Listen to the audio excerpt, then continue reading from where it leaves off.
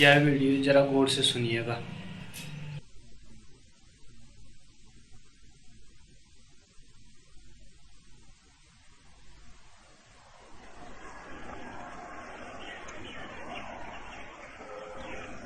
पहला प्रश्न। भगवान, जब जब आया द्वार तिहारे, बस खाली हाथ चला। फूल न लगा एक हाथ भी, मन का माली साथ चला। तेरे दया भंडार में मेरे लिए ही कुछ कम है। हाथ पसारे दुआ मांगते, अब मेरी आंखें नम हैं। अब तक ना की दया मुझ पे, बस इतना सा गम है। दया के सागर से अपनी ले, खाली प्याली साथ चला। जब जब आया द्वार तिहारे, बस खाली हाथ चला। भगवान दास आर्य।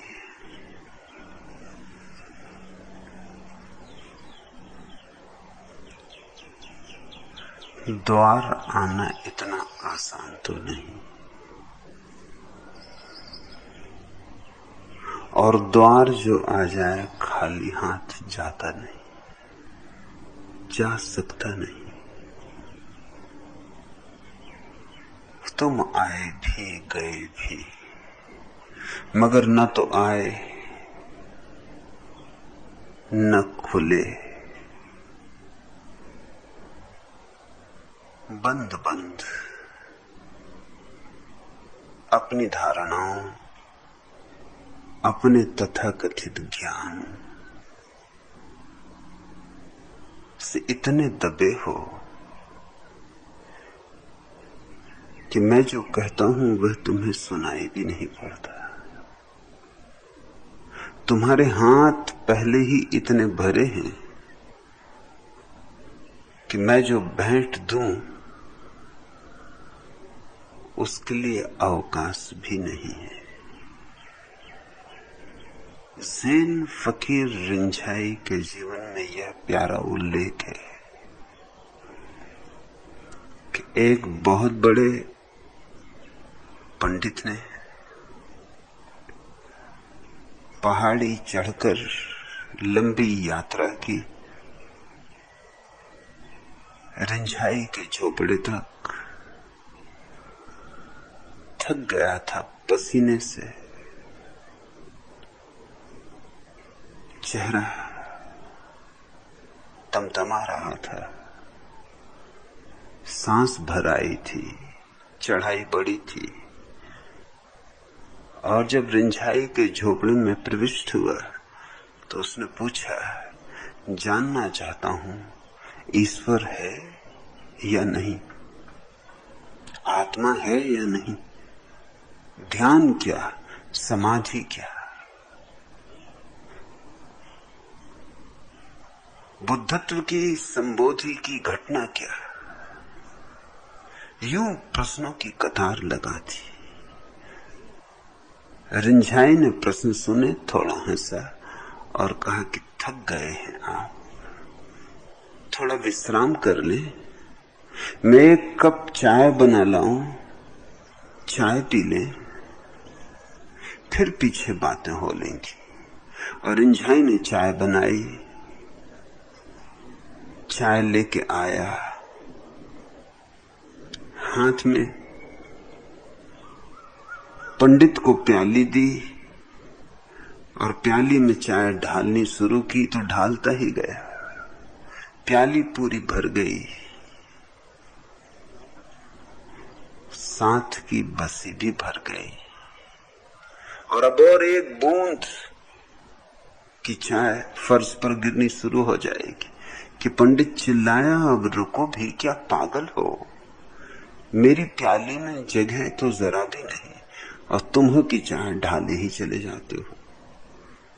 रिंझाई ने कहा, मैं तो सोचता था तुम निपट पंडित हो, लेकिन थोड़ी अकल तुम में भी है। इतना तुम भी समझ पाते हो कि प्याली अगर पूरी भरी हो तो उसमें एक बूंद चाय और नहीं डाली जा सकती। क्या मैं तुमसे पूछूं, तुम्हारे भीतर की प्याली खाली है जिसमें तुम ईश्वर को समा सकोगे? क्या तुम्हारे भीतर का आकाश तैयार है जहां बुद्धत्व के सूर्य को उगा सकोगे? क्या तुम्हारे भीतर जरा सी भी जगह है कि एक बूंद भी समाधि प्रवेश कर जाए? मैं देखता हूं तुम इतने कचरे से भरे हो, इतने ज्ञान थोथे उधार बासे ज्ञान से, और सब बासा ज्ञान कचरा है कि इस कचरे में कहां समाधि, कहां संबोधि, कहां बुद्धत्व, कैसा बुद्धत्व? मैं तुम्हें उत्तर दूं तो क्या दूं? प्रश्न लेने वाला तैयार कहां है? और यही मैं तुम्हारे संबंध में पाता हूं भगवान दास आर्य। ये तुम्हारे नाम के पीछे लगी आर्य की पूछ काफी खबर देती, प्याली भरी है। ये क्या आर्य और अनार्य का झगड़ा बना रखा है? आर्य शब्द का अर्थ होता है श्रेष्ठ। ये अहंकार, ये अस्मिता, ये श्रेष्ठ होने का दंभ इतना तुम्हें भरे हुए है कि मैं तो तैयार हूं सब देने को, मगर तुम लेने को तैयार कहां? हां, तुम वह लेना चाहते हो जो तुम्हारे पक्षपातों के अनुकूल हो, सत्य नहीं। तुम्हारे सिद्धांतों से जो मेल खाए, और तब अड़चन है, तब मुझसे मेल नहीं बैठेगा। मैं किन्हीं सिद्धांतों का प्रतिपादक नहीं, मैं किन्हीं शास्त्रों का समर्थक नहीं, मैं किसी आर्य समाज, किसी सनातन धर्म, किसी हिंदू, किसी मुसलमान, किसी जैन का परिपोषक नहीं। इस सारे कचरे को छांट देना होगा, विदा करना होगा इस आर्य को, तभी तुम भगवान दास हो सकोगे। ये आर्य रहा तो भगवान दास होना भ्रांति हो नहीं सकता। ये श्रेष्ठ होने का भाव, फिर कैसा समर्पण, फिर कैसी दासता। और तुम कहते हो जब जब आया द्वार तिहारे। आए कहां? मेरे द्वार तो सिर्फ मेरे सन्यासी हैं, बाकी राहगीर हैं, रुक जाते हैं, दो क्षण कुतूहल झांक के देख लेते हैं, फिर आगे बढ़ जाते।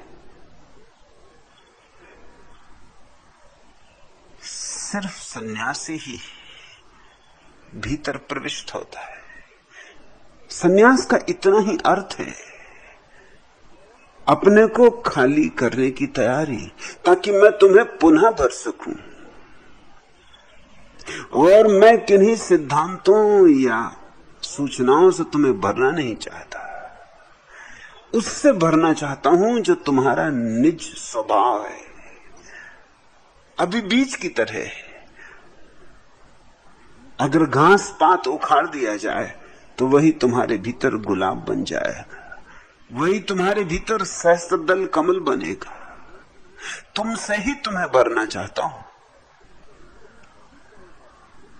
लेकिन तुम्हारे मोह हैं।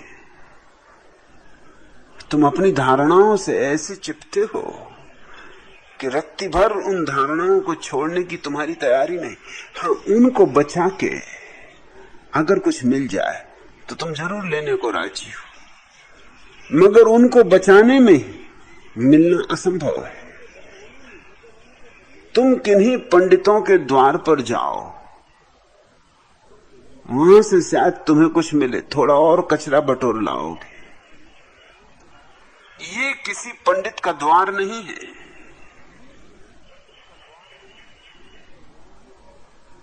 मंजिल से आगे भी कुछ और हैं राहों के निशान। मंजिल से आगे भी कुछ और हैं राहों के निशान। राह के पहले भी कुछ और राह मंजिल है। सीनाए साहिल पे है कुछ मौज तूफान के दस्तखत। सीनाए साहिल पे हैं कुछ मौज तूफान के दस्तखत। मौजों के दिल में भी छुपे हुए कुछ साहिल। मौजों के दिल में भी छुपे हुए कुछ साहिल। संभल के भी भटके यहां कई राहबर। संभल के भी भटके यहां कई राहबर। बहक के भी पहुंचे हुए कुछ गाफिल। बहक के भी पहुंचे हुए कुछ गाफिल। बचाने में औरों को खुद को खो गए कई रहनुमा।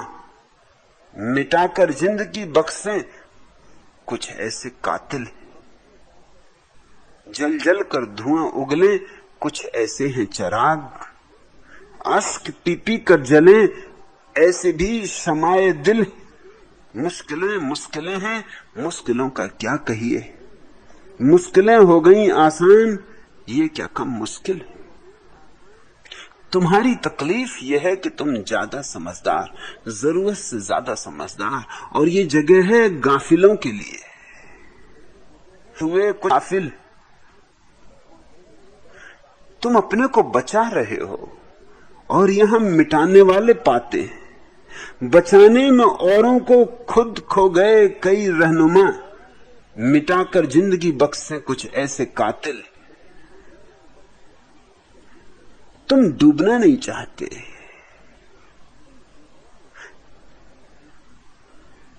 तुम अपने को आनंद के उत्सव में खोना नहीं चाहते, अपने को बचा लेना चाहते हो। अपने को बचा के तुम सत्य को पाना चाहते हो। सीनाए साहिल पे हैं कुछ मौजे तूफान के दस्तखत। मौजों के दिल में भी छुपे हुए कुछ साहिल। कुछ मंजिलें ऐसी हैं कि केवल डूबकर ही पाई जाती, पाकर नहीं पाई जाती, खोकर पाई जाती। और तुम्हारी खोने की बिल्कुल तैयारी नहीं। तब मैं क्या करूं? खाली हाथ आओगे, खाली हाथ जाओगे। कहते हो जब जब आया द्वार तिहारे बस खाली हाथ चला। जिम्मेवारी तुम्हारी और शिकायत तुम मुझसे कर रहे हो। फूल न लगा एक हाथ भी मन का माली साथ चला। वही मन का माली तो तुम्हारी जान ले रहा है। वही मन तो फूलों को खिलने नहीं देता। मन तो दुश्मन है वसंत का। मन तो यूं समझो कि पतझड़ है, यूं समझो कि रेगिस्तान है। वहां कहां फूल हाथ लगेंगे, मगर तुम मन से बुरी तरह भरे हो। मन ही तो है ज्ञान, मन ही है तो सिद्धांत, मन ही तो सारे प्रत्यय और धारणाएं। मन ही तो बनाता है हिंदू और मुसलमान और ईसाई। मन ने ही तो सारे उपद्रव खड़े किए। और वो मन के माली को तुम अपना राहबर बनाए हुए हो। वह तुम्हारा मार्गदृष्टा है। उसे तुम विदा करो, उसे तुम द्वार के बाहर छोड़ाओ, तो ही मेरे द्वार में प्रवेश कर सकोगे।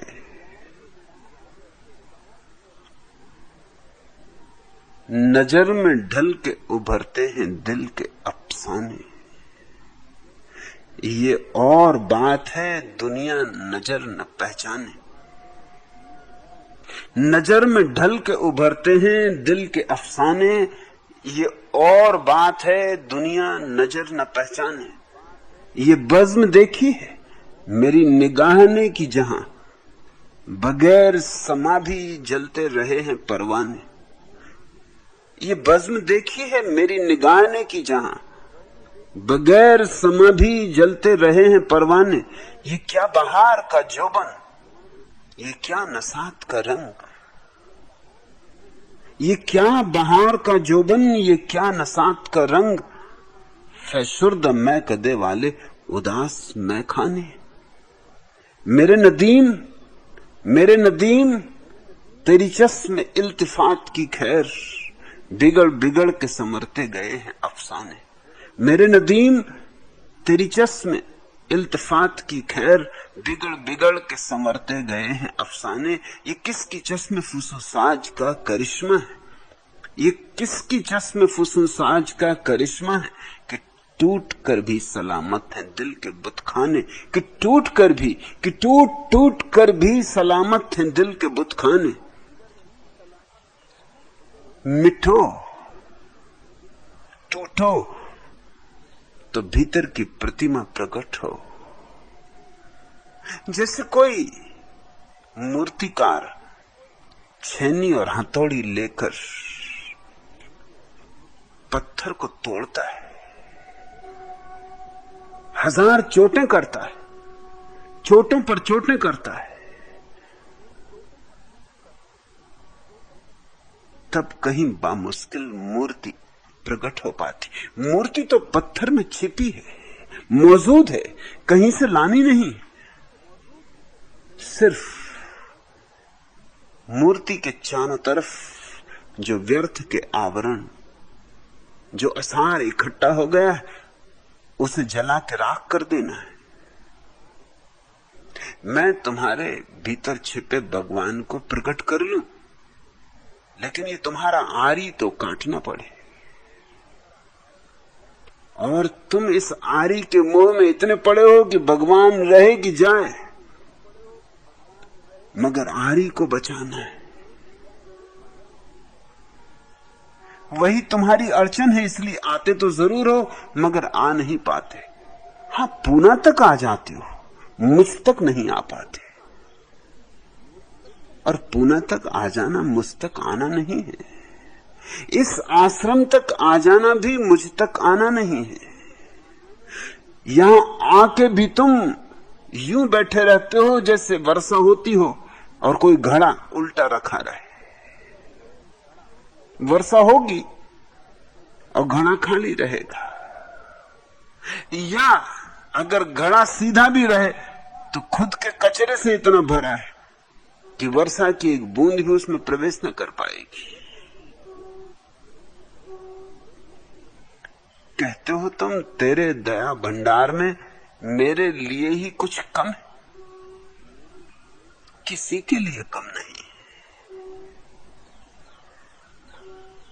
और मैं बेशर्त दे रहा हूं, मेरी कोई शर्त नहीं, ये कोई सौदा नहीं, ये केवल प्रेम का, ये केवल आनंद का सहज बहाव है। मेघ जब वर्षा के जल से भर जाएगा तो बरसेगा ही बरसेगा, और फूल जब सुगंध से भर जाएगा तो सुगंध उड़ेगी ही उड़ेगी, और दिया जब जलेगा तो रोशनी फैलेगी ही फैलेगी। सूरज निकलेगा तो सुबह होगी, पक्षी गीत गाएंगे, जीवन जागेगा। इसमें कुछ लेना देना नहीं है, मैं कुछ दे नहीं रहा हूं, मैं बस हूं। अब ये सब तुम पर निर्भर है। फूल खिला है लेकिन तुम्हारे नासापुट तो खुले होने चाहिए, तो ही सुगंध पहुंचे। ये रोशनी जली है लेकिन तुम में आंख खोलने की जरूरत भी नहीं। ये क्षमा मौजूद है, लेकिन परवाना कहां है? जो जल जाने को राजी हो, जो मिट जाने को राजी हो। तुम आते हो और बचा बचा के चले भी जाते हो। अब इसमें कसूर किसका है? शिकवा बेसूद, शिकवा बेसूद, शिकायत से भला क्या हासिल। शिकवा बेसूद, शिकायत से भला क्या हासिल। जिंदगी है तो बहरहाल बसर भी होगी, जिंदगी है तो बहरहाल बसर भी होगी। इसी उम्मीद पे मजलूम जिए जाता है। परदेश सबसे नमदार शहर भी होगी। चाहता हूं तेरा दीदार मयस्सर हो जाए, चाहता हूं तेरा दीदार मयस्सर हो जाए। सोचता हूं कि मुझे ताबे नजर भी होगी। याद अय्याम गुलिस्तां को बुला रखा था, क्या खबर थी, क्या खबर थी, ये खालिस बारे जिगर भी होगी। हाय इंसान दरिंदों से हैं बढ़कर वैसी, क्या किसी दौर में तकमील बशर भी होगी, क्या किसी दौर में तकमील बशर भी होगी। मुतमईन हूं मैं बहुत चश्मे तवज्जो से तेरी एक न एक रोज, एक न एक रोज उधर की। मुतमईन हूं मैं बहुत चश्मे तवज्जो से तेरी एक न एक रोज उधर से ये इधर भी होगी। आज तारीख ये माहौल से दम घुटता है, कल खुदा चाहेगा तालिब तो सहर भी होगी। मगर कल पर भी क्यों टालते हो, खुदा पर भी क्यों टालते हो? सहर तो हो गई, तुम आंख बंद किए बैठे हो। शिकवा बेसूद, शिकायत से भला क्या हासिल। बंद करो शिकवा और शिकायत, ये आदत भली नहीं। लूट सको तो लूटो, न लूट सको तो अपना सिर पीटो। शिकवा बेसूद, शिकायत से भला क्या हासिल। जिंदगी है तो बहरहाल बसर भी होगी। भगवान दास आर्य यूं ही जिंदगी गुजारनी हो जैसी अब तक गुजारी है तो बसर भी हो जाएगी, जन्म भी हुआ मौत भी हो जाएगी। 4 दिन है, कुछ बहुत लंबे नहीं। आर्य ही रहना है तो ढो बोझ। कुछ लोगों को बोझ से ऐसा मोह होता है कि मैंने सुना है एक भिखारी अपने चीथड़ों की गठरी को सिर पर रखे हुए राह से चल रहा था कि सम्राट का स्वर्ण रथ पास से गुजरा। कोई और तो था नहीं राह पर, जंगल की राह थी। सम्राट शिकार करके लौटता था। यूं तो बाजार होता, राजपथ होता, भीड़ भाड़ होती तो शायद भिखारी पर नजर भी न जाती, लेकिन बूढ़ा भिखारी गठरी सिर पर लादे लाठी से टेकता टेकता चलता है। सम्राट ने अपने सारथी को कहा रुक। भिखारी से कहा बाबा तू रथ में बैठ जा, तुझे कहां उतारना है हम उतार देंगे, तू बोल तुझे कहां जाना है हम छोड़ देंगे। भिखारी झिझका, ठिठका। स्वर्ण रथ और मैं भिखारी। बोला नहीं नहीं, आप भी कैसी बातें करते, कभी नहीं कभी नहीं। सम्राट ने कहा तू पागल है, मैं निमंत्रण देता हूं, बैठ। मगर भिखारी ने कहा मुझे क्षमा करो, मैं गरीब आदमी, ये स्वर्ण रथ, सोने पे पैर रखना पाप। सम्राट को हंसी आ गई। उसने कहा फिर मैं आज्ञा देता हूं, निमंत्रण तू नहीं मानेगा तो आज्ञा देता हूं कि बैठ। आज्ञा को भिखारी समझा, वो उसकी भाषा थी। जल्दी से बैठ गया। फिर भी भिखारी भिखारी, ढंग पुरानी आदतें बामुश्किल छूटते। गठरी अभी भी सिर पे ही रखे हुए। सम्राट ने कहा, तू होश में है या पागल? अब गठरी तो नीचे रख दे, ना समझ। भिखारी कहने लगा, नहीं नहीं, इतनी कृपा की यही क्या कम है कि मुझे बिठा लिया। अब अपनी गठरी का बोझ भी तुम्हारे रथ पे डालूं, ये मुझसे ना हो सकेगा। अब तो तुम आज्ञा भी दो तो भी मैं ना मानूंगा। इतना कृतज्ञ मैं नहीं हूं। मुझे बिठा लिया, यही क्या कम है। गठरी तो मैं अपने सिर पर ही रखूंगा, तुम्हारे रथ पर इतना बोझ और कैसे डालूं? अब इस भिखारी का गणित देखते हो, खुद बैठा है, गठरी सिर पर रखे है, बोझ तो रथ पे पड़ ही रहा है, मगर वो गठरी को सिर से नीचे नहीं रखना चाहता है। चीथड़े ही हैं उस गठरी में, टूटे फूटे बर्तन होंगे कुछ। भगवान दास आर्य, क्या है तुम्हारे पास जिसे छोड़ने में इतनी अड़चन हो रही?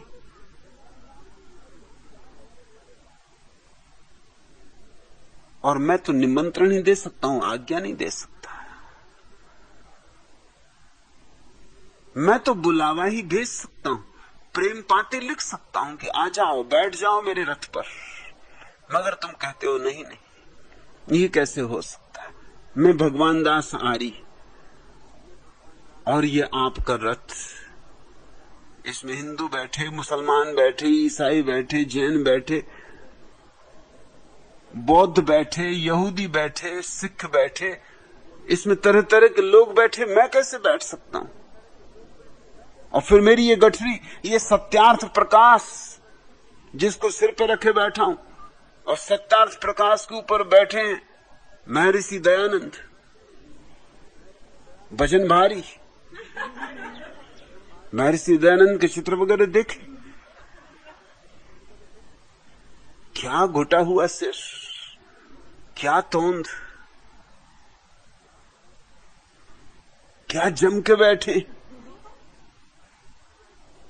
और सत्यार्थ प्रकाश जैसी कचरा किताब, बहुत किताबें हैं, मगर सत्यार्थ प्रकाश जैसी कचरा किताब मैंने नहीं देखी। बहुत कचरा किताबें।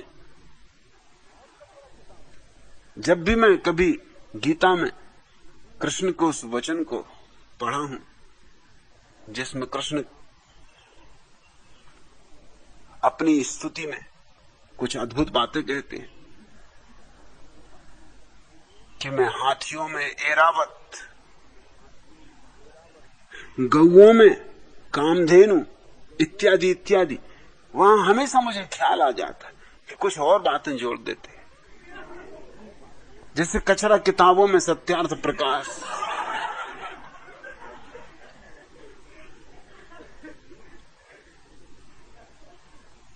या शीतल पेयों में कोका कोला,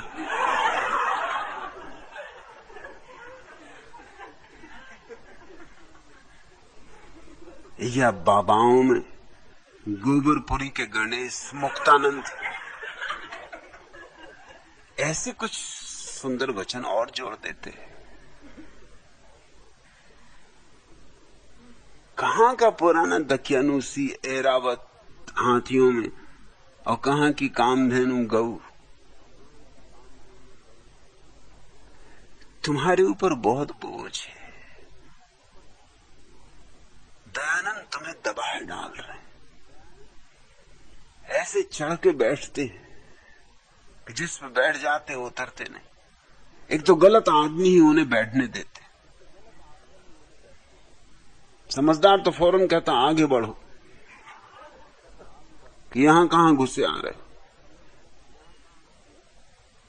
क्योंकि दयानंद की बातों में सिवाय बकवास के और कुछ भी नहीं। कोई न तो आत्मा अनुभव है, न कोई समाधि है, तर्क जाल है, और वह भी ओछा, टुच्चा, 2 कौड़ी का।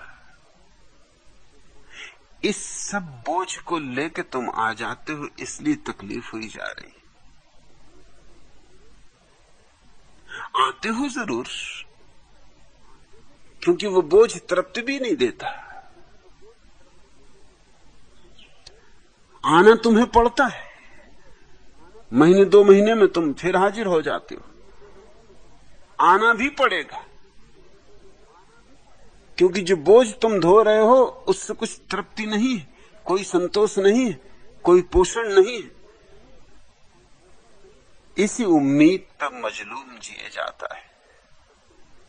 परदेश सबसे नमदार शहर भी होगी, कभी न कभी रात का पर्दा उठेगा, सुबह भी प्रकट होगी, कभी न कभी। मगर कभी पर क्यों टालते हो जो अभी हो सकता हो?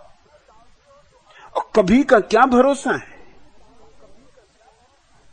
चाहते तो हो तुम, चाहता हूं तेरा दीदार मयस्सर हो जाए, चाहते तो हो कि दर्शन मिल जाए, कि सत्य की अनुभूति हो जाए, कि परमात्मा का साक्षात्कार हो जाए। चाहता तो हूं तेरा दीदार मयस्सर हो जाए, सोचता हूं कि मुझे ताबे नजर भी होगी, कि मुझ में देखने की शक्ति भी होगी, ऐसा सोचता हूं। है, सोचने का सवाल नहीं,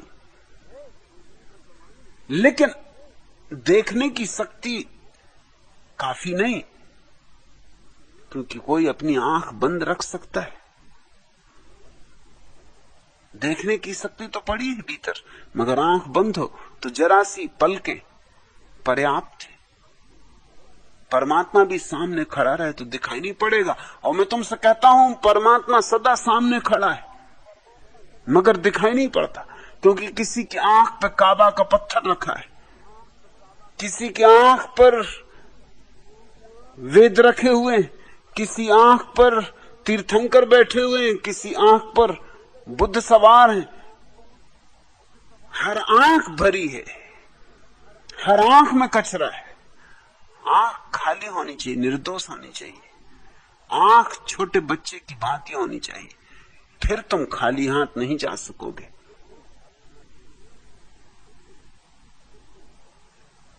तुम कहते हो हाथ पसारे दुआ मांगते, तुम कह गए, शायद तुमने सोचा भी नहीं कि क्या कह रहे हो। न तो तुमने कभी हाथ पसारा है और न कभी दुआ मांगी, क्योंकि जो हाथ पसारेगा वो सन्यासी हो जाएगा, जो दुआ मांगेगा वो सन्यासी हो जाएगा।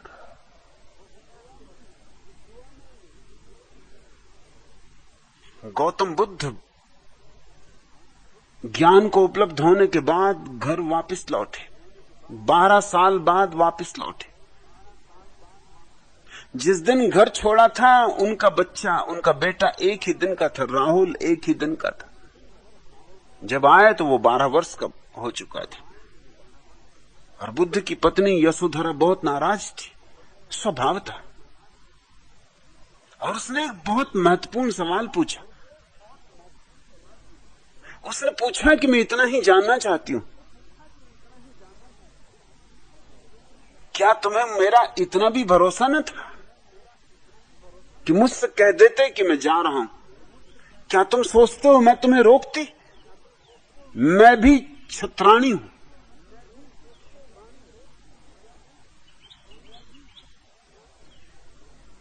अगर हम युद्ध के मैदान पर तिलक और टीका लगा के तुम्हें बेच सकते, तो सत्य की खोज पर नहीं बेच सकते। तुमने मेरा अपमान किया, बुरा अपमान किया, जाके किया अपमान, ऐसा नहीं। तुमने पूछा क्यों नहीं?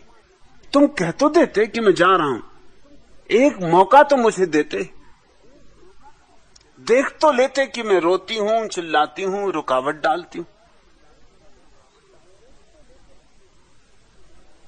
कहते हैं बुद्ध से बहुत लोगों ने बहुत तरह के प्रश्न पूछे होंगे, मगर जिंदगी में एक मौका था जब वो चुप रह गए, जवाब न दे पाए। और यशोधरा ने एक के बाद एक तीर चलाए, और यशोधरा ने कहा कि मैं तुमसे दूसरी ये बात पूछती हूं कि जो तुमने जंगल में जाके पाया, क्या तुम छाती पे हाथ रख के कह सकते हो कि वह यही नहीं मिल सकता था? ये भी बुद्ध कैसे कहें कि यही नहीं मिल सकता था, क्योंकि सत्य तो सभी जगह है। जंगल में मिल सकता है तो बाजार में मिल सकता है। ये और बात है कि बाजार में जो है वो सोचता हो कि नहीं मिल सकता, मगर मिल जाने के बाद तो कोई कैसे कहेगा कि बाजार में नहीं मिल सकता? वह तो सब जगह है। फिर आंखें झुक गई। और तीसरी बात, उसने बड़ी गहरी चोट की, मगर उस चोट में यशोधरा उलझ गई। तीसरी बात उसने की, राहुल को सामने किया और कहा कि ये तेरे पिता हैं, ये देख, ये जो भिखारी की तरह खड़े हैं, हाथ में भिक्षा पात्र लिए, यही तेरे पिता हैं। ये तुझे छोड़ के भाग गए थे जब तू एक ही दिन का था, अभी पैदा ही हुआ था। अब ये लौटे, फिर पता नहीं कब मिलना हो या ना हो। इनसे तू अपनी वसीयत मांग ले, तेरे लिए क्या इनके पास देने को है वो मांग ले। ये बड़ी गहरी चोट थी। बुद्ध के पास देने को था क्या?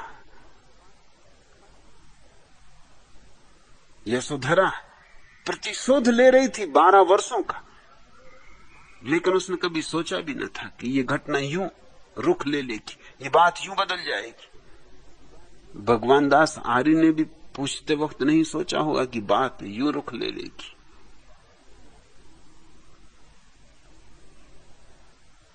बुद्ध ने तत्क्षण अपना भिक्षा पात्र राहुल को दे दिया और कहा कि बेटे, मेरे पास कुछ और देने को नहीं, लेकिन जो मैंने पाया है वो तुझे दूंगा, तू संन्यास्त हो जा। 12 वर्ष के बेटे को संन्यास्त कर दिया। यशोधरा की आंखों से झरझर आंसू गिरने लगे। उसने कहा, यह आप क्या करते? पर बुद्ध ने कहा, जो मेरी संपदा है वही तो दे सकता हूं। समाधि मेरी संपदा है, उसको बांटने का ढंग संन्यास है। और यशोधरा, जो बीत गई बात उसे बिसार दे। आया ही इसलिए हूं कि तुझे भी ले जाऊं। अब राहुल तो गया, तू भी चल। जिस संपदा का मैं मालिक हुआ हूं उसकी तू भी मालिक हो जा। और सच में ही यशोधरा ने सिद्ध किया कि वो छत्राणी थी। तत्क्षण पैरों पर झुक गई और उसने कहा, मुझे दीक्षा दे। और दीक्षा लेकर भिक्षुओं में, सन्यासियों में यूं खो गई कि फिर उसका कोई उल्लेख नहीं आता, उल्लेख ही नहीं आता। कभी उसने सन्यासियों में इस तरह की अस्मिता प्रकट नहीं की कि मैं बुद्ध की पत्नी हूं, कि मैं विशिष्ट हूं, कि मैं खास हूं। वो यूं खो गई कि बौद्ध शास्त्रों में इस घटना के बाद उसका फिर कोई उल्लेख नहीं आता। कैसे जी, कैसे मरी, कब तक जी, कब मरी, कुछ पता नहीं चलता। वो सारे सन्यासियों की भीड़ में चुपचाप एक हो गई, यूं लीन हो गई, यूं डूब गई। इसको आना कहते हैं भगवान दास आर्य। तुम कहते हो हाथ पसारे दुआ मांगते, हाथ पसारो और देखो मैं क्या देता हूं। वही दे सकता हूं जो मेरे पास है, जो मैंने पाया वही दे सकता हूं। और ये कुछ ऐसा है कि जितना दो उतना बढ़ता है। दुआ मांगो, खाली नहीं जा सकोगे। कहते हो तुम हाथ पसारे दुआ मांगते, अब मेरी आंखें नम है। झूठी बातें ना कहो। अगर आंखें नम हो जाएं तो फिर इस महफिल से उठने की कहां गुंजाइश, फिर इस मैं कदे को छोड़ के जाने का कहां सवाल। कहते हो अब तक न की दया मुझ पे, बस इतना सा गम है। दया के सागर से अपने लिए खाली प्याली सांच चला, जब जब आया द्वार त्यारे बस खाली हाथ चला। किस खाली प्याली की बात कर रहे हो? खाली ही प्याली हो तो मैं भर ना दूं? प्याली तो तुम्हारी भरी हुई है, और प्याली हजार शर्तें रखती है कि इस तरह भरो तो ही भरूंगी, मेरे अनुकूल, मेरे अनुसार। और तब मैं मजबूर हूं। मैं तुम्हारे अनुसार न तो तुम्हें कुछ दे सकता हूं, न तुम्हारे अनुसार चल सकता हूं। लेकिन साधारणता यही होता है, जिनको तुम नेता कहते हो वो अपने अनुयायियों के भी अनुयायी होते, और जिनको तुम साधु कहते हो वो अपने भक्तों के भी भक्त होते।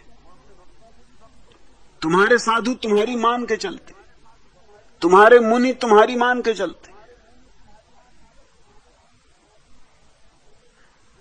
एक तेरापंथी जैन मुनि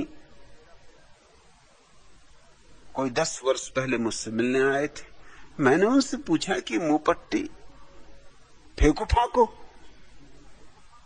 वो कहने लगे कि जानता तो मैं भी हूं कि बेकार है, मगर मेरे श्रावकों का क्या होगा? श्रावक यानी मेरे अनुयायियों का क्या होगा?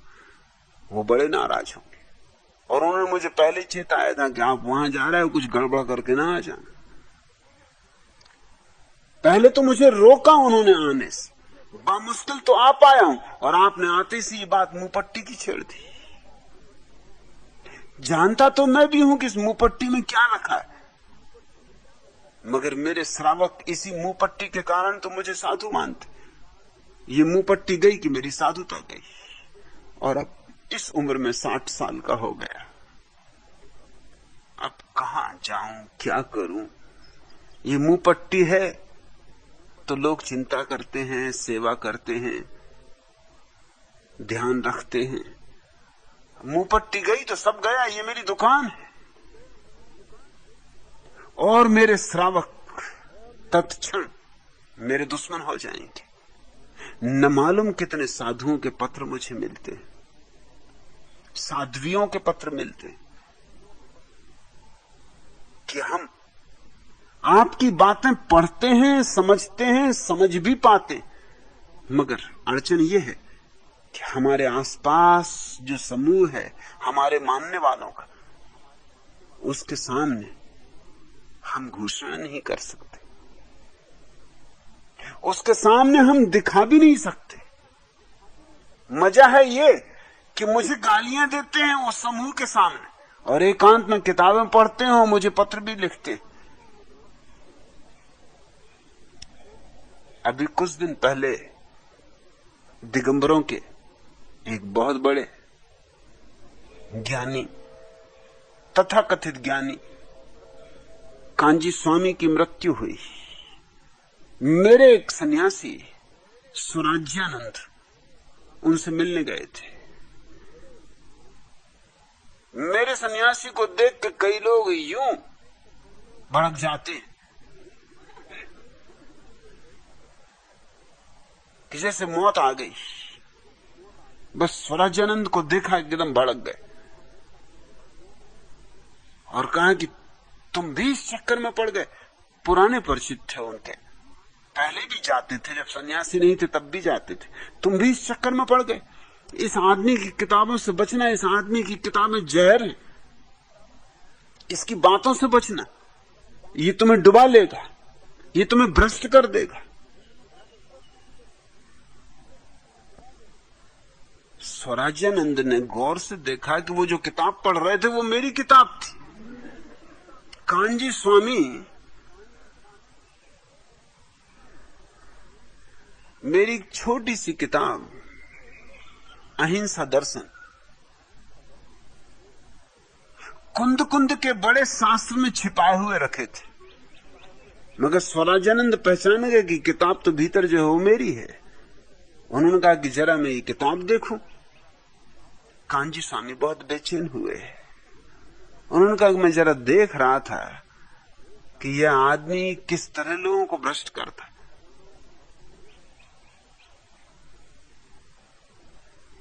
फिर स्वराज्यानंद ने पता लगाया तो पता चला कि वो एक एक किताब पढ़ते हैं, टेप भी सुनते हैं। और दूसरों को समझा रहे हैं कि किताब पढ़ना मत, मजबूरी है।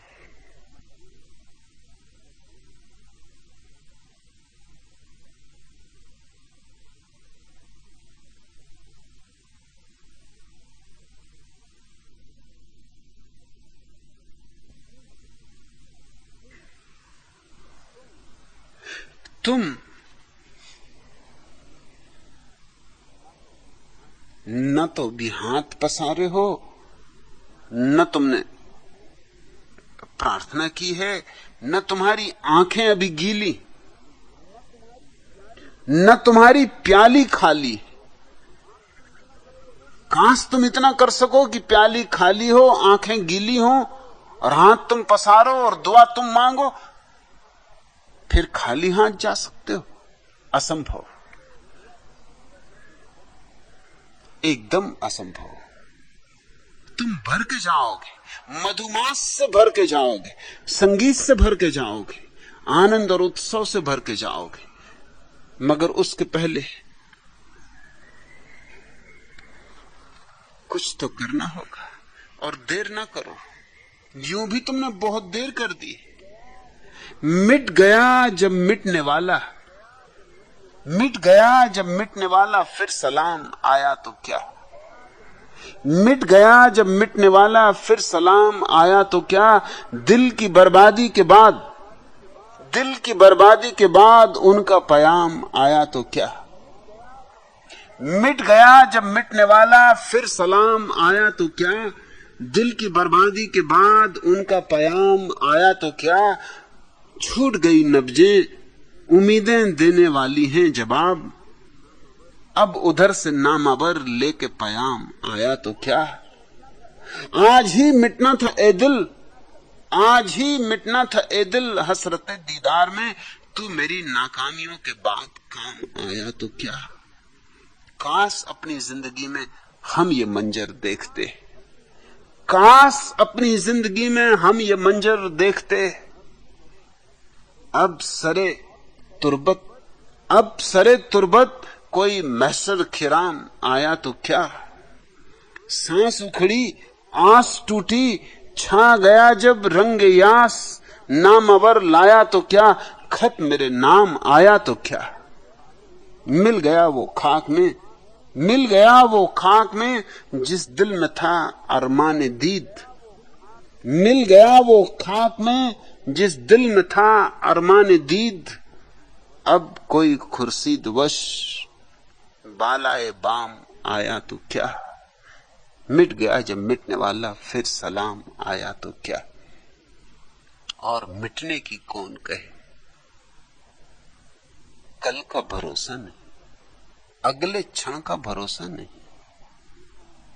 तुम आते हो, बार बार जाते हो, प्रश्न भी पूछते हो,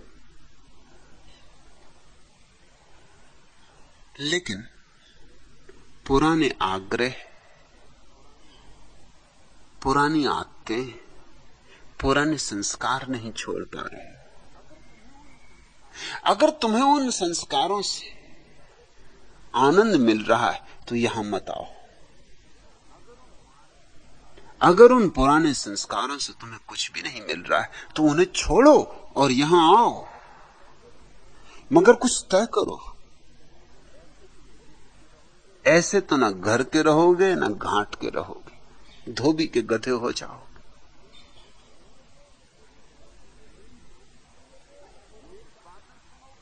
मेरी बातें सुनोगे तो पुरानी बातों से भरोसा हट जाएगा। फिर अगर उनको छोड़ा नहीं तो बहुत मुश्किल में पड़ोगे।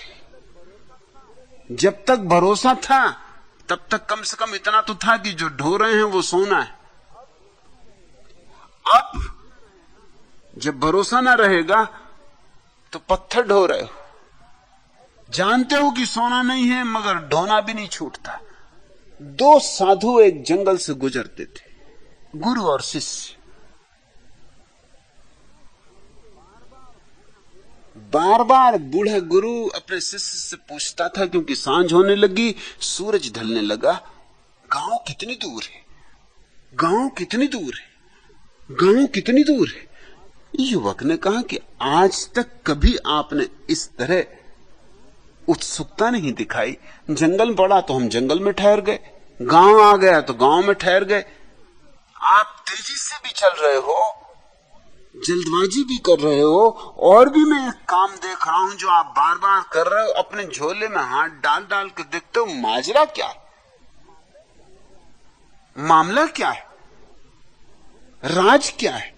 गुरु ने कहा तू इन बातों में मत पड़, समय न गवा, जल्दी चल, हमें गांव पहुंचना है, जंगल में ठहरना खतरनाक। तभी कुआं आया, दोनों हाथ मुंह धोने पानी पीने को रुके। गुरु ने अपना झोला शिष्य को दिया और कहा कि संभाल के रखना, होशियारी से रखना। शिष्य को मौका मिला, झोले में हाथ डाल के देखा, 2 सोने की ईंटें थी। सब राज खुल गया। इन्हीं ईंटों की वजह से आज चिंता है, आज परेशानी, अब तक कभी न थी। गांव पहुंचने की जल्दी, जंगल में कहीं ठहरना न पड़े, घबराहट। गुरु तो पानी खींच रहा था, कुएं से हाथ मुंह धो रहा था, जल्दी जल्दी में था। शिष्य ने दोनों ईंटें निकाल के जंगल में फेंक दी। उनकी जगह 2 पत्थर के टुकड़े उसी वजन के करीब करीब झोले के भीतर डाल दिए। गुरु ने जल्दी से हाथ मुंह धो के बड़ी जल्दी जल्दी किया, क्योंकि सूरज ढला ही जा रहा है, अंधेरा हुआ ही जा रहा है। जल्दी से झोला वापस लिया, कंधे पर टांगा, टटोल कर देखा ईंटें अपनी जगह हैं। फिर दोनों चल पड़े, तेजी से चले जा रहे हैं। कोई 2 मील चलने के बाद, लेकिन गांव का कोई पता नहीं, रास्ता लगता है भटक गए। युवक से कहा कि बड़ी मुसीबत है, गांव का कुछ पता नहीं। रात उतर आई, देर होने लगी, गांव पहुंचना जल्दी जरूरी है। दिया भी नहीं दिखाई पड़ता दूर अंधेरे में, कहीं कोई झोपड़ा भी दिखाई नहीं पड़ता। क्या हम रास्ता तो नहीं भूल गए? युवक हंसने लगा। उसने कहा आप फिक्र न करें, अब हम रास्ता भी भूल जाएं तो कोई चिंता की बात नहीं। चिंता तो मैं कुएं के पास ही फेंक आया। घबरा के गुरु ने जल्दी से झोले में हाथ डाला, समझ में आ गया कि चिंता का क्या मतलब। झोले में देखा तो 2 पत्थर के टुकड़े थे। एक क्षण तो धक्का लगा, एक क्षण को तो हृदय नहीं धड़का होगा, एक क्षण को तो सांस अटक गई होगी। लेकिन फिर गुरु को समझ में भी बात आ गई। समझ में इसलिए आ गई कि 2 मील से वो पत्थर ढो रहा था और चिंतित हो रहा था सोने के लिए। सोना था ही नहीं। झोला उसने वहीं गिरा दिया, हंसने लगा। उसने कहा तूने अच्छा किया कि चिंता फेंक दी, मैं खुद ही परेशान हो रहा था, मगर फेंक ना पाता, मैं ना फेंक पाता। अब हम यहीं सो जाएं, अब गांव वगैरह क्या जाना, अब इसी झाड़ के नीचे आराम कर लें, अब कोई फिक्र ही ना रही। भगवान दास आर्य, तुमसे मैं यही कहता हूं, तुम जो ढो रहे हो, जब तक तुम सोचते हो सोना है तब तक तो ठीक है। तो सोना नहीं, मगर कम से कम ढोओगे, सुख से ढोओगे कि सोना है। मेरे पास आते रहे तो दिखाई पड़ना शुरू हो जाएगा कि पत्थर, और तब मुसीबत होगी। छोड़ ना पाओगे पुरानी आदत सोने को पकड़ने की, और अब जान भी लिया कि पत्थर है, सोना नहीं। अब विडंबना पैदा होगी। अब तुम किम कर्तव्य विमूढ़ अपने को अनुभव करोगे। वही मेरी प्रतीति है जो तुम्हें हो रहा है। तुम छोड़ दो पुराने कचरे को, झोला खाली करो, मैं भरने को राजी हूं, और मैं अपने से नहीं भरूंगा। यही भेद है, यही बुनियादी भेद है। पंडित पुरोहित अपने से भर देते हैं तुम्हारे प्राणों को, सदगुरु वही है जो तुम्हें दूसरे से तो खाली कर देता है ताकि तुम अपने से भर सको। पत्थर हटा देता है ताकि तुम्हारे झरने मुक्त हो जाएं, तुम्हारे जल स्रोत मुक्त हो जाएं, तुम्हारा अमृत रस मुक्त हो जाए, तुम्हारे भीतर विराट झरने छिपे पड़े। जरा से पत्थर हटाओ, और तुम सागर हो। कहीं मांगने नहीं जाना है। जिसको तुम मांग रहे हो वो तुम्हारे भीतर मौजूद है। किसी से मांगना नहीं है। किससे मांग रहे हो? मालिकों का मालिक तुम्हारे भीतर मौजूद है। न सुकूने दिल की है आरजू, न सुकूने दिल की है आरजू, न किसी अजल की तलाश है। तेरी जुस्तजू में जो खो गई, तेरी जुस्तजू में जो खो गई, मुझे उस नजर की तलाश है जिसे तू कहीं भी न पा सका, जिसे तू कहीं भी न पा सका, मुझे अपने दिल में वो मिल गया। जिसे तू कहीं भी न पा सका, मुझे अपने दिल में वो मिल गया। तुझे जाहिद इसका मलाल क्या, तुझे जाहिद इसका मलाल क्या? ये नजर नजर की तलाश है, न सुकून दिल की है आरजू। तुझे दो जहां की खुशी मिली, मुझे दो जहां का अलम मिला। वो तेरी नजर की तलाश थी, वो तेरी नजर की तलाश थी, ये मेरी नजर की तलाश है। न सुकून दिल की है आरजू। मेरी राहतों को मिटा के भी तेरे गम ने दी मुझे जिंदगी। तेरा गम नहीं यूं ही मिल गया, तेरा गम नहीं यूं ही मिल गया, मेरी उम्र भर की तलाश है। तेरा गम नहीं यूं ही मिल गया, मेरी उम्र भर की तलाश है। न सुकून दिल की है आरजू, रही नूर मेरी ये आरजू, न रहे ये गर्दिशे जुस्तजू। जो फरेब जलवा खा सके, जो फरेब जलवा न खा सके, मुझे उस नजर की तलाश है। न सुकून दिल की है आरजू, न किसी अजल की तलाश है, न सुकून दिल की है आरजू। तेरी जुस्तजू में जो खो गई, मुझे उस नजर की तलाश है जिसे तू कहीं भी न पा सका, मुझे अपने दिल में वो मिल गया। तुझे जाहिद इसका मलाल का क्या, ये नजर नजर की तलाश है। जिसको तुम खोज रहे हो वो तुम्हारे भीतर मौजूद है। जिसके लिए तुम जन्मों जन्मों से भटक रहे हो, उसे एक क्षण को भी तुमने गंवाया नहीं। वो सदा से तुम्हारे भीतर बैठा है। अपने भीतर लौट आओ, जरा लौटो।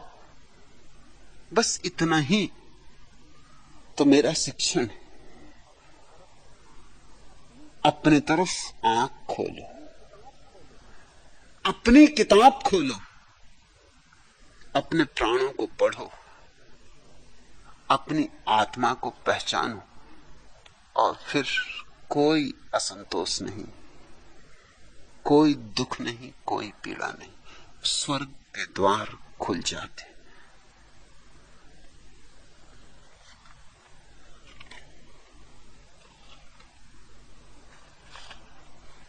दूसरा प्रश्न,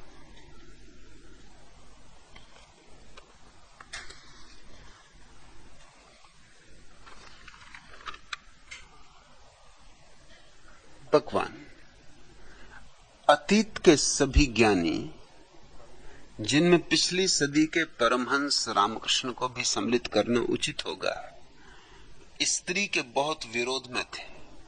इसका क्या कारण हो सकता है? ज्ञान को उपलब्ध होने के बाद भी उन्हें स्त्री में विशेष खतरा क्यों नजर आया किया?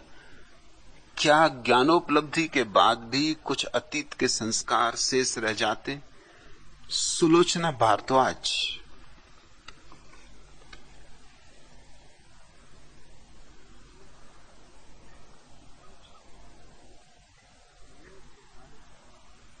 मैं तुम्हारे अतीत के ज्ञानियों को जितना ही विचारता हूं, सोचता हूं, उतनी ही एक बात साफ होती चली जाती है कि उन 100 में से 99 तो सिर्फ तुम्हारी मान्यता के कारण ज्ञानी, शायद एक आध सच में जागा है।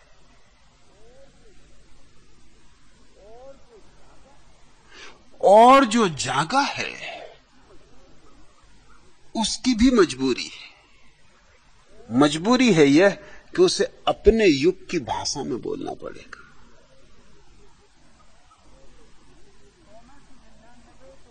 100 में से 99 तो जागे हुए नहीं। यह कहता हूं तो लोगों को कष्ट होता है। तुम कहो तो मैं उनके नाम भी गिना दूं, लेकिन लोगों की भावनाओं को बड़ी ठेस लगती। लोगों की भावनाएं क्या हैं? छुई मुई। तुमने लजनू नाम का पौधा देखा? जरा हाथ से छू दो कि बस लाज खा जाता है। पत्ते कुमला जाते हैं, मुरझा जाते हैं, डाल झुक जाती। लजनू, ऐसी दशा है लोगों की। तैयारी बैठे लाज खा जाने को, तैयारी बैठी उनकी भावना ठेस खा जाने को। उघाड़े ही बैठे कि आ बैल सींग मार, और फिर चीख पुकार मचाते।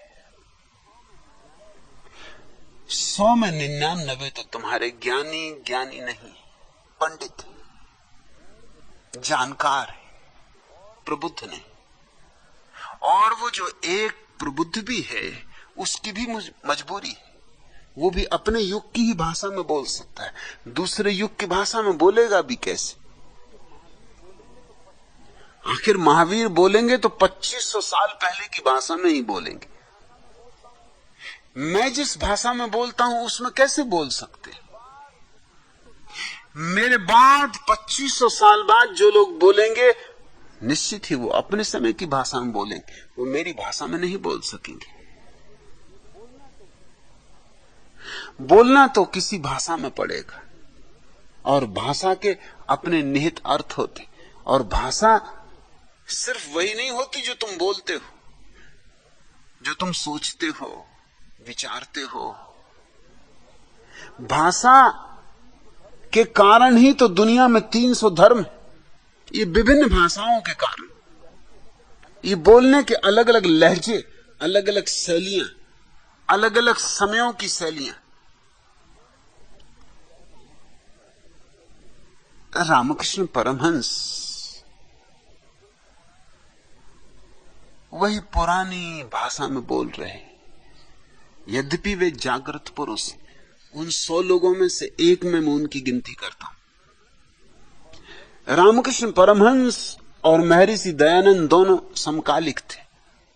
महर्षि दयानंद की गिनती मैं 99 लोगों में करता हूं। परमहंस रामकृष्ण की गिनती में एक व्यक्ति में करता हूं, लेकिन वे पढ़े लिखे थे, आधुनिक बिल्कुल नहीं थे, दूसरी कक्षा तक पढ़े थे, ग्रामीण थे।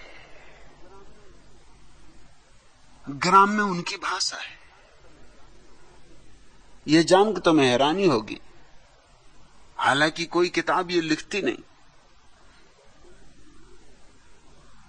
लेकिन पीढ़ी दर पीढ़ी जिन लोगों ने रामकृष्ण से संबंध रखा है, उनसे मुझे पता चला। मेरे एक प्रोफेसर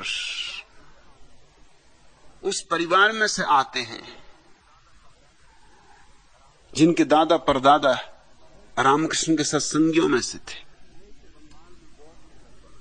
ऐसे बंगाल में बहुत से परिवार हैं जिनकी पिछली पीढ़ियों में किसी ने रामकृष्ण का सत्संग किया। उन सब का कहना है कि वो मां बहन की गाली भी देते थे। अब तुम बहुत चौंकोगी सुलोचना भारद्वाज कि रामकृष्ण परमहंस और मां बहन की गालियां देते थे, मगर परमहंसों का कुछ न पूछो।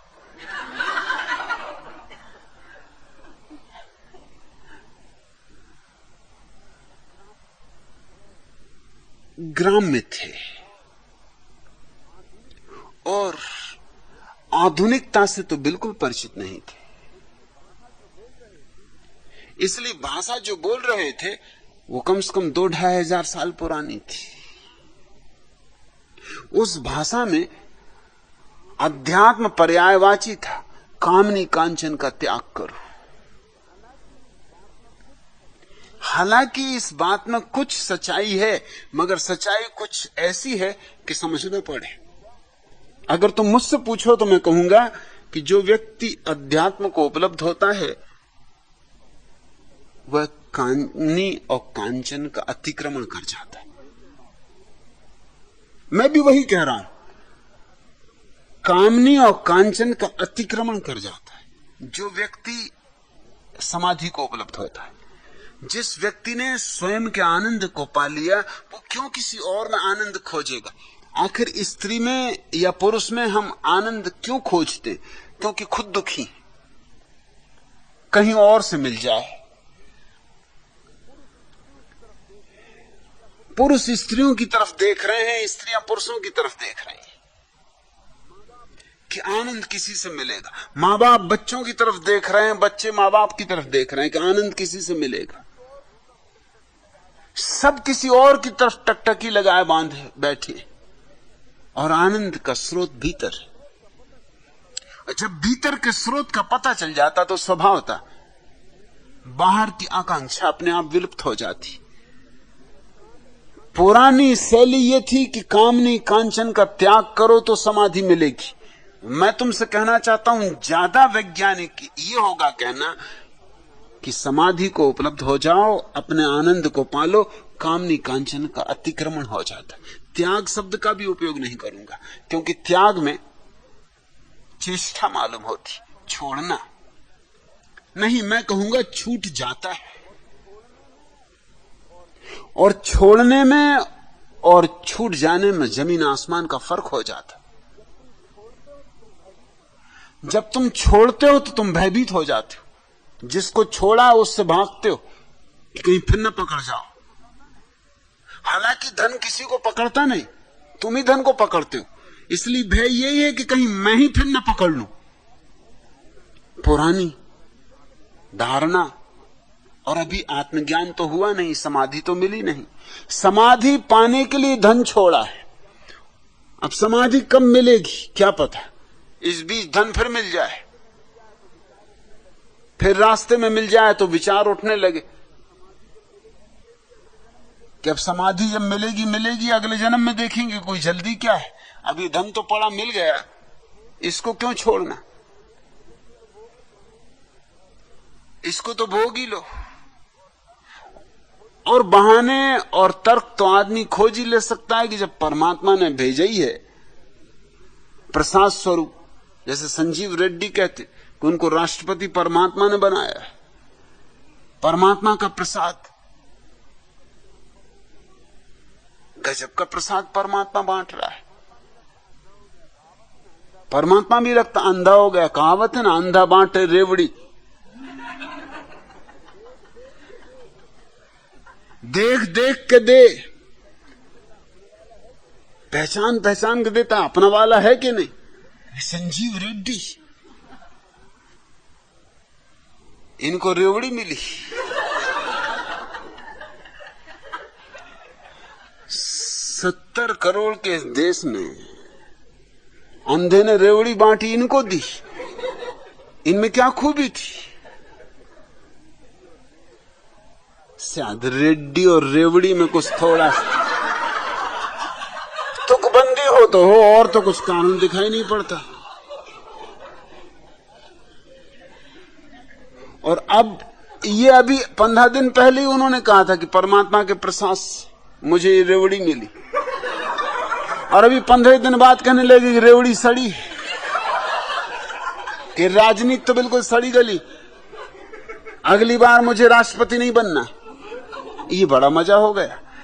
15 दिन पहले कह रहे थे परमात्मा ने रेवड़ी दी, परमात्मा की रेवड़ी भी सड़ी गली निकल गई।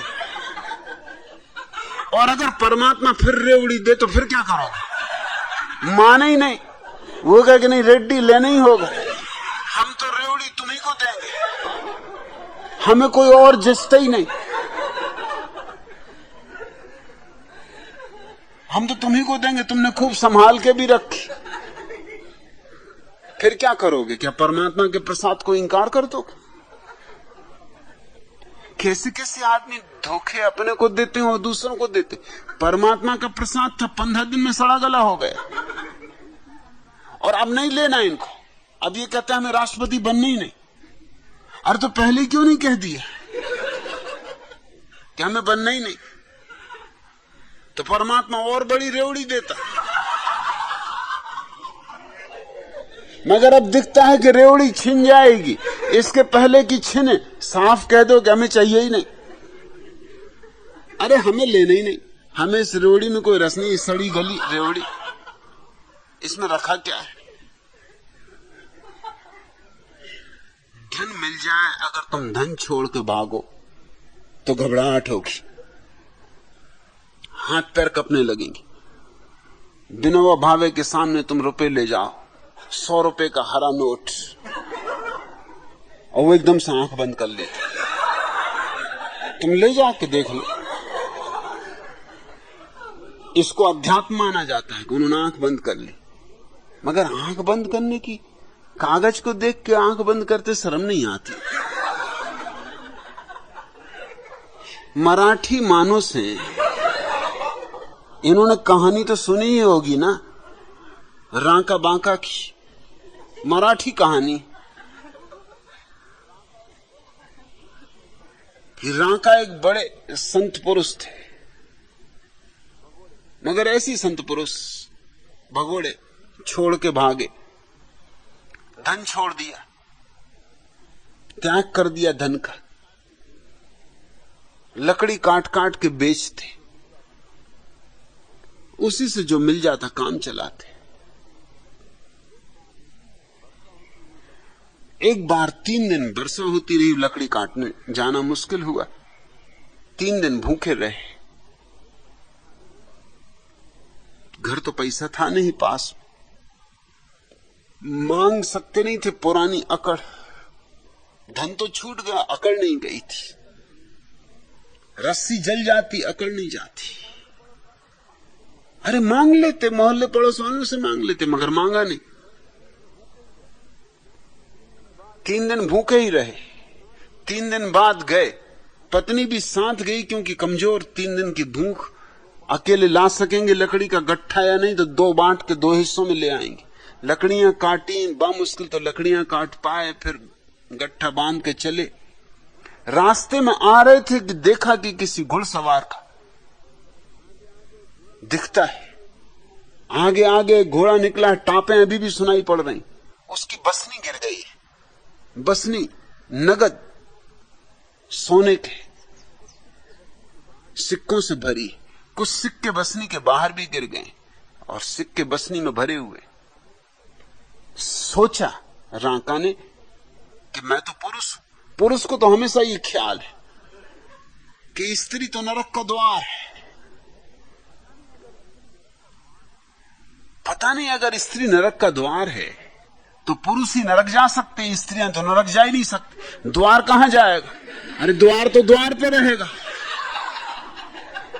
इसलिए मैं तो मानता हूं स्त्रियों को खुश होना चाहिए कि कम से कम तुम द्वार तो भेजो, इन दुष्टों को जाने दो। द्वार तो बाहर ही रहेगा ना। ये जितने भैया हैं इनको भेजते जाओ कि चले आओ, अंदर जाओ और निकलने मत देना बाहर। भीतर कर दिया और बाहर निकलने देना मत। और द्वार तो बाहर है ही, द्वार को क्या पड़ी? द्वार का क्या लेना देना नरक से? ये तो फायदे की बात है। संत तो गलती में कह गए, वो समझे नहीं इसका राज कि द्वार, फिर द्वार का क्या होगा। रांका ने भी सोचा कि ये स्त्री है, पीछे आ रही है, कहीं इसका मन न डोल जाए, कहीं धन पे इसका मन न आ जाए। इतने सोने के सिक्के, 3 दिन की भूख, परेशानी। औरत, अरे औरत का क्या भरोसा? पुरुषों को औरत का भरोसा ही नहीं। और इस ना भरोसे का कुल कारण इतना है कि खुद का भरोसा नहीं तो औरत से क्या तकलीफ है?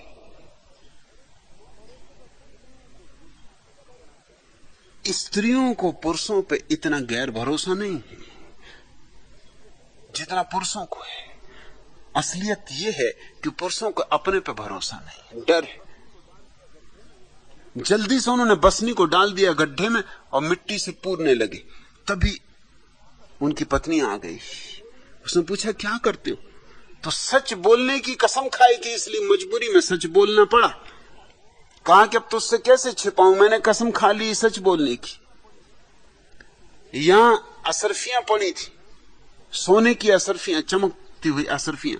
सोचा कहीं तेरा मन ना आ जाए, इसलिए उनको गड्ढे में दबा के मिट्टी से ढांक रहा हूं। स्त्री खिलखिला के हंसी। उसने कहा ये भी हद हो गई। और तुम तो मुझे समझाते थे कि सोना मिट्टी, मिट्टी में मिट्टी को दबाते तुम्हें शर्म नहीं आती। और तुम ही तो मुझे समझाते थे कि सोना मिट्टी है, और अब मिट्टी को मिट्टी में दबा रहे हो। अभी तुम्हें सोना दिखाई पड़ता है? अभी चमकदार सोना दिखाई पड़ता है?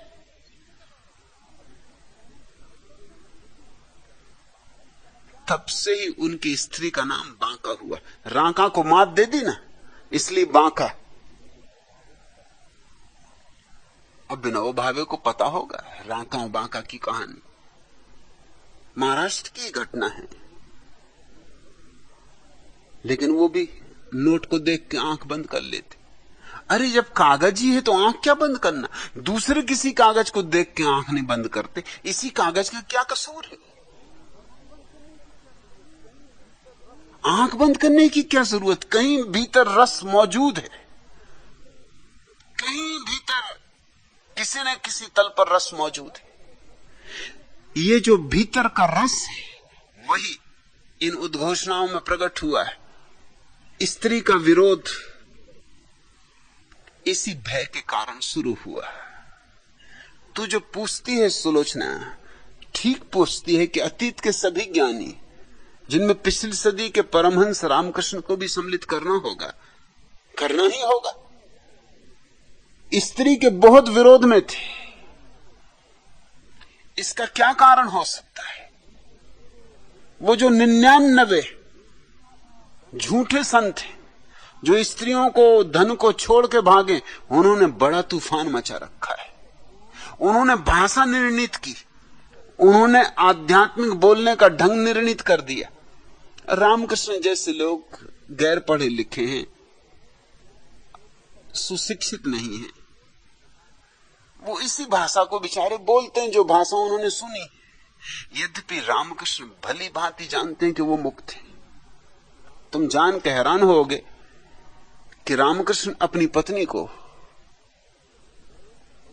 मां कहते थे, और यूं नहीं कि बाद में कहने लगे थे। रामकृष्ण जब 14 साल के थे तब उनको पहली समाधि हुई। आ रहे थे अपने खेत से वापस, झील के पास से गांव में से गुजरते थे। सुंदर गांव की झील, सांझ का समय, सूरज का डूबना, बस डूबा डूबा। सूरज के डूबती हुई किरणों ने आकाश में फैली छोटी छोटी बदलियों पर बड़े रंग फैला रखे। वर्षा के दिन करीब आ रहे हैं, काली बदलियां भी छा गई हैं, घनघोर। जल्दी रामकृष्ण लौट रहे हैं। तभी बगुलों की एक पंक्ति झील से उड़ी और काली बदलियों को पार करती हुई निकल गई। काली बदलियों से सफेद बगलों की पंक्ति का निकल जाना जैसे बिजली कौंध गई। ये सौंदर्य का ऐसा क्षण था कि रामकृष्ण वहीं गिर पड़े। घर उन्हें लोग बेहोशी में लाए। लोग समझे बेहोशी, वो थी मस्ती। बड़ा मुश्किल से वो होश में लाए जा सके। उनसे पूछा क्या हुआ, उन्होंने कहा अद्भुत हुआ, बड़ा आनंद हुआ, बार बार ऐसा ही होना चाहिए। अब मुझे होश में रहने की, जिसको तुम होश कहते हो, उसमें रहने की कोई इच्छा नहीं। गांव के लोगों ने, घर के लोगों ने सोचा लड़का बिगड़ा जा रहा है, ये तो मामला खराब है।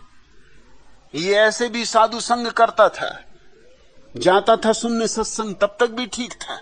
अब ये समाधि में भी जाने लगा, अब ये बेहोश हो के गिरने लगा, ये मामला बिगड़ा जा रहा है। यहां से गया। गदाधर उनका नाम था। जो घर के लोगों के आम सोचने का ढंग होता, उन्होंने कहा जल्दी से इसके विवाह वगैरह का इंतजाम करो, हथकड़ी बेड़ी डाल दो तो ये रास्ते पे आ जाएगा। सो रामकृष्ण से पूछा कि बेटा विवाह करोगे? रामकृष्ण का करेंगे। घर के लोग थोड़े चौंके, उन्होंने सोचा था ये इनकार करेगा। उन्होंने कहा जरूर करेंगे।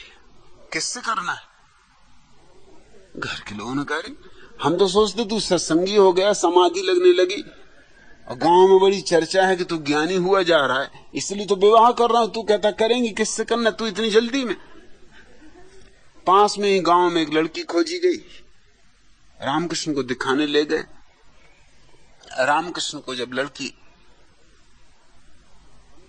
मिठाई परोसने आई, बंगाल तो वहां संदेश परोसा होगा, जब संदेश उसने रामकृष्ण की थाली में रखे, रामकृष्ण ने देखा, शारदा उसका नाम था।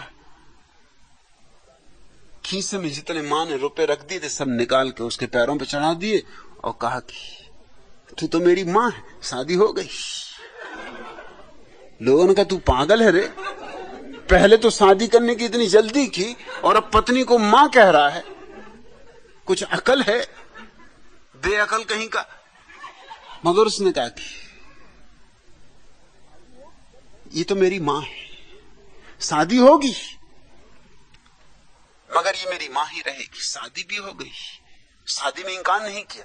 इसको मैं खूबी कहता हूं रामकृष्ण की, इसलिए रामकृष्ण से मुझे प्रेम है, एक लगाव है।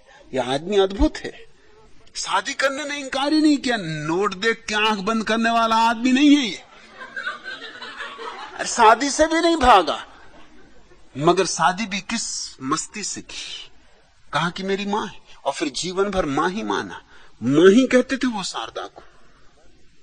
और हर वर्ष जब बंगाल में काली की पूजा होती तो काली की पूजा तो साल भर करते थे, मगर जब काली की पूजा का दिन आता है उस दिन वो शारदा की पूजा करते थे। और यूं नहीं, तुम थोड़े चौंकोगे, शारदा को नग्न बिठा लेते थे सिंहासन पर, नग्न शारदा की पूजा करते थे। नोट भी यूं नहीं कि कागज में लपेटा हो, अरे बिल्कुल नोट, खाली नोट। शारदा को नग्न बिठा लेते सिंहासन पर और फिर चिल्लाते, रोते, नाचते, मां और मां की गुहार मचा देते। शारदा पहले तो बहुत बेचैन होती थी कि किसी को पता ना चल जाए कि तुम क्या कर रहे हो, कोई क्या कहेगा। मगर धीरे धीरे शारदा के जीवन में भी रामकृष्ण ने क्रांति ला दी। रामकृष्ण की भाषा जरूर पुरानी है सुलोचना, लेकिन रामकृष्ण उन 100 में से एक व्यक्तियों में से है। उन्होंने पत्नी को छोड़ा नहीं, हालांकि वो कहते यही रहे कामनी कांचन से मुक्त हो जाओ। पुरानी भाषा वो करें क्या, नई भाषा को उन्हें पता नहीं था। मैं कहूंगा कामनी कांचन से मुक्त होने का सवाल नहीं है, कामनी कांचन का अतिक्रमण करना है। रामकृष्ण ने वही किया, अतिक्रमण किया, मगर उनको इस भाषा का साफ साफ भेद नहीं था। वो बोलते रहे पुराना ढंग, पुरानी शैली। मगर रामकृष्ण जैसे सभी लोग नहीं, 99 ज्ञानी तो सुलोचना अज्ञानी है, महाअज्ञानी। वो सिर्फ बकवास कर रहे हैं, वो अपने भय का सिर्फ निवेदन कर रहे हैं। वो 2 चीजों से डरे हैं, स्त्री से डरे हैं क्योंकि स्त्री में सुख की आशा मालूम पड़ती, और धन से डरे, बस दोनों को गालियां दे रहे हैं। उनकी गालियां सबूत है कि उनके भीतर रस मौजूद है। अब वक्त आ गया है कि ये पुराना ढर्रा बंद होना चाहिए, इसलिए मैं धर्म को नई भाषा देने की कोशिश कर रहा हूं। स्वभावतः मुझे गालियां पड़ेंगी, क्योंकि वे 99 लोग मेरी भाषा की बदलाहट से स्वभावतः नाराज होने वाले। उनके तो हाथ से धंधा गया, उनकी तो मैं जमीन खींच ले रहा हूं। हां, 100 में से वो जो एक व्यक्ति है वो मेरे साथ राजी होगा।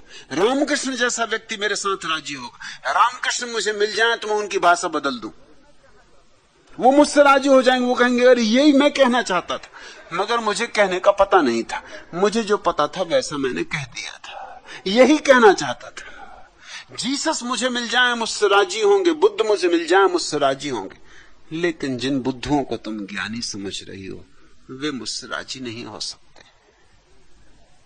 आज